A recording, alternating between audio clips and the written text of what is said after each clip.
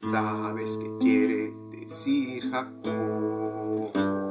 Aquel que usurpó y robó la bendición de su hermano Esaú frente a su padre Isaac, robándole la primogenitura de Dios, robándole la primogenitura de Dios.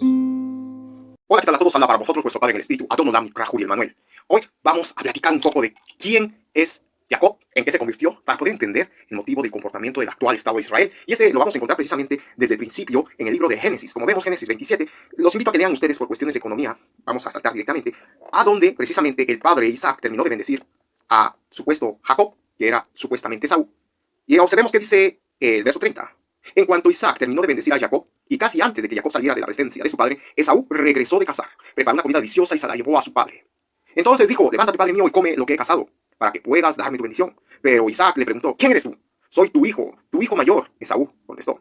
Isaac comenzó a temblar de manera incontrolable y dijo: entonces, ¿quién me acaba de servir lo que cazó? Ya he comido y lo bendije a él poco antes de que llegaras, y esa bendición queda en pie.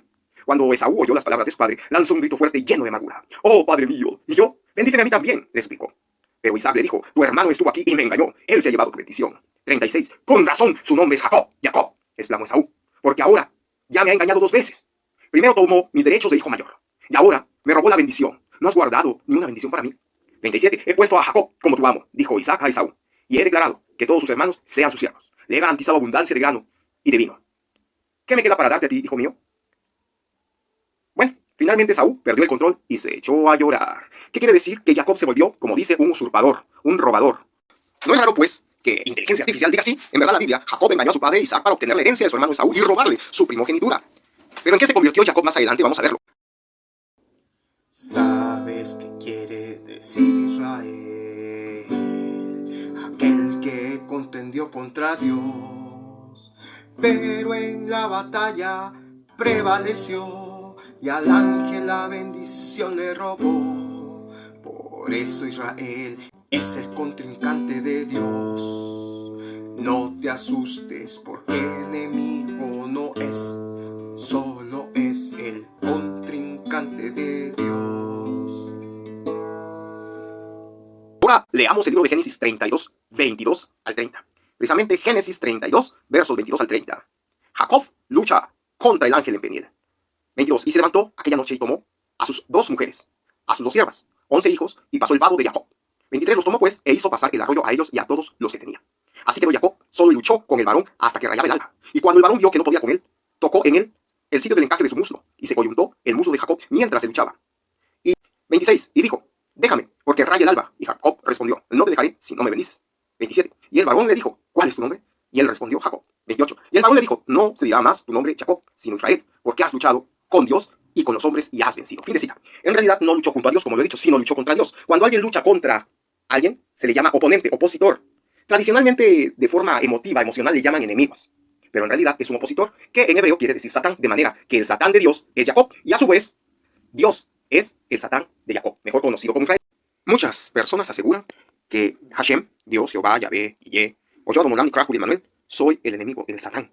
Bueno, basado en la segunda de Samuel 24. Fíjate lo que dice: volvió a encenderse la ira de Jehová contra Israel.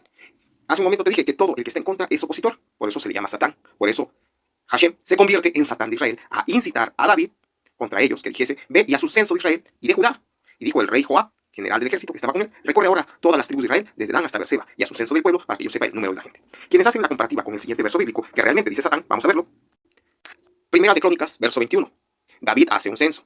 21. Satanás se levantó contra Israel y provocó que David hiciera un censo del pueblo de Israel. De modo que David les dijo a Joab y a los comandantes del ejército: hagan un censo de todo el pueblo de Israel, desde Beerseba en el sur hasta Dan en el norte, y tráiganme un informe para que yo sepa cuántos. Fin de cita. Todo aquel que se contrapone a Dios es enemigo de Dios y Satán de Dios. Por consecuencia, Dios es Satán de sus enemigos, pero no es el diablo, porque el diablo fue destruido. Vamos a verlo. Hebreos 2:14. Así que, por cuanto los hijos participaron de carne y sangre, él también participó de lo mismo para destruir por medio de la muerte al que tenía el imperio de la muerte, esto es, al diablo. Fin de cita. Así pues, no confundas a un enemigo, a un opositor con el diablo. El diablo fue destruido. Y esto lo digo yo como el Espíritu Santo, que es mi deber aclararlo. La Biblia, diciendo de mí, en Juan 16, verso 8 al 11 dice: y cuando él venga, Convencerá al mundo de pecado, de justicia y de juicio. 9. De pecado por cuanto no creen en mí. De justicia por cuanto voy al Padre y no me veréis más. 11. De juicio por cuanto el príncipe de este mundo ya ha sido juzgado, refiriéndose precisamente al diablo. Ahora en el resto de la Biblia, cuando dice el diablo anda como león rugiente, debe entenderse no como el opositor nada más, sino aquel que culpa de pecado a la humanidad. En Apocalipsis 12:10 dice, y oí una gran voz en el cielo que decía, ahora ha venido Yeshua, la salvación, el poder y el Malhut HaElohe, el reino de nuestro Dios, la autoridad de su Cristo, de su Mesías, porque el acusador de nuestros hermanos, el que los acusaba delante de nuestro Dios día y noche, ha sido arrojado. Quiere decir precisamente que fue eliminado. Sale de nuestras vidas cuando nosotros recibimos el don del Espíritu Santo. No hay acusador que pueda contra nosotros, porque precisamente el Espíritu de Hashem, el Dios megapoderoso, los ve perfectos, sin pecado y justificados para siempre. Hebreos 10:14, porque con una sola ofrenda hizo perfectos para siempre a los santificados. No dice en el primer momento que luego vas a caer y te vas a manchar, no, sino es para siempre. Y estos santificados son, como dice el libro de Romanos 8:30, y a los que predestinó, a estos también llamó, y a los que llamó, a estos también justificó, y a los que justificó, a estos también glorificó. ¿Y qué es la ley de justificación? Y aunque cometas en la carne errores mal llamados pecados por la ley, ya no se te juzga de pecador. Eres libre de ser enjuiciado por las obras de la carne, porque ahora Dios te ve en el Espíritu, te veo en el Espíritu. Por eso el reino de Dios está contigo y en ti, y el acusador ha sido destruido, al menos el que tenía aquel imperio de la muerte. Esto es al diablo. Sin embargo, existen otros acusadores que son los satanes humanos, que viven todavía bajo el precepto antiguo de la Torá, de la ley, y que ven precisamente todo en pecado, todo lo ven sucio. De esa manera, Colosenses 2:14-17 dice, anulando el acta de los decretos que había contra nosotros, que nos era contraria, quitándola de en medio y clavándola en la cruz, y despojando a los principados y a las potestades, los exhibió públicamente, triunfando sobre ellos en la cruz. Por lo tanto, nadie os juzgue, nadie os culpe en comida, en bebida, en cuanto a días de fiesta, luna nueva, días de reposo, todo lo cual es sombra de lo que ha de venir, pero el cuerpo es de Cristo. Fin de cita. Quiere decir que ni aún en la simple comida te pueden juzgar ya nadie, mucho menos en tu carne. Tú eres libre, sin pecado, un justificado. De manera que el enemigo es el autor, precisamente, el que escribió y el que cree todavía en las maldiciones de la ley. Y lo dice Juan 5:45. No penséis que yo os acusaré delante del Padre. El que os acusa es Moisés, en quien vosotros habéis puesto vuestra esperanza. Por esto, como les digo, el enemigo de Dios es Israel, e Israel, el enemigo, es Dios. Con el perdón de la palabra no quiero parecer tedioso en este asunto, ni ofender a nadie. Pido mil disculpas de antemano si ofendí susceptibilidades, pero es la verdad y es la Biblia. Así que, Gálatas 6:17. De aquí en adelante, nadie me cause molestias, porque yo traigo en mi cuerpo las marcas del Señor Jesús. Fin de cita, las marcas de Cristo, la marca de Yeshua Krach Mashiach. Porque nadie me cause molestias, porque ni me estén culpando de pecado, porque caigo en tal acción que para la ley y para la moral pública pueda ser reprochable. Nadie me tiene por qué reprochar, porque estos, como decía Pablo, son hermanos introducidos a escondidas. Lo dice Gálatas 2:4-21. Y esto, a pesar de los falsos hermanos introducidos a escondidas, que entraban para espiar nuestra libertad que tenemos en Cristo Jesús, para reducirnos a esclavitud, a los cuales ni por un momento accedimos a someternos para que la verdad del Evangelio permaneciese con vosotros. ¿Y por qué debemos de estar agradecidos con mi hijo Yeshua Krach Mashiach? Lo dice Romanos 6. Romanos 6:10. Cuando él murió, murió una sola vez a fin de quebrar el poder del pecado. Pero ahora que él vive, vive para la gloria de Dios. Así también ustedes deberían considerarse muertos al poder de pecados y vivos para Dios por medio de Cristo Jesús, de Yeshua Krach Mashiach, y bajo la ley de la justificación.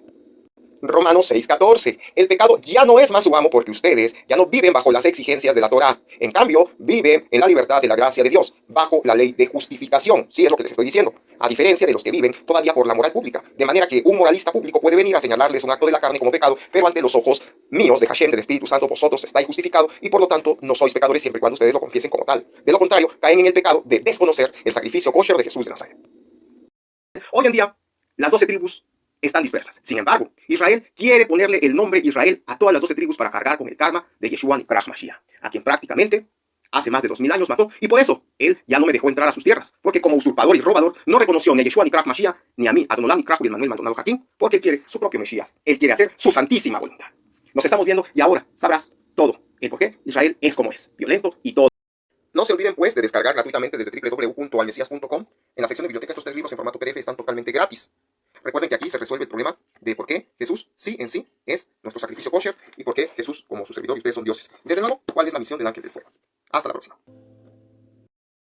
Ahora entenderás porque Israel a Yeshua mató, porque Israel es el contrincante de Dios. No te asustes porque enemigo no es, solo es el contrincante de Dios.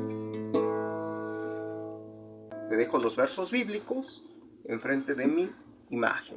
Ahora sabes por qué Israel de sus tierras me echó. Habló para vosotros Adonolam Nikrach Uriel Manuel. Shavuato. Buen inicio de semana.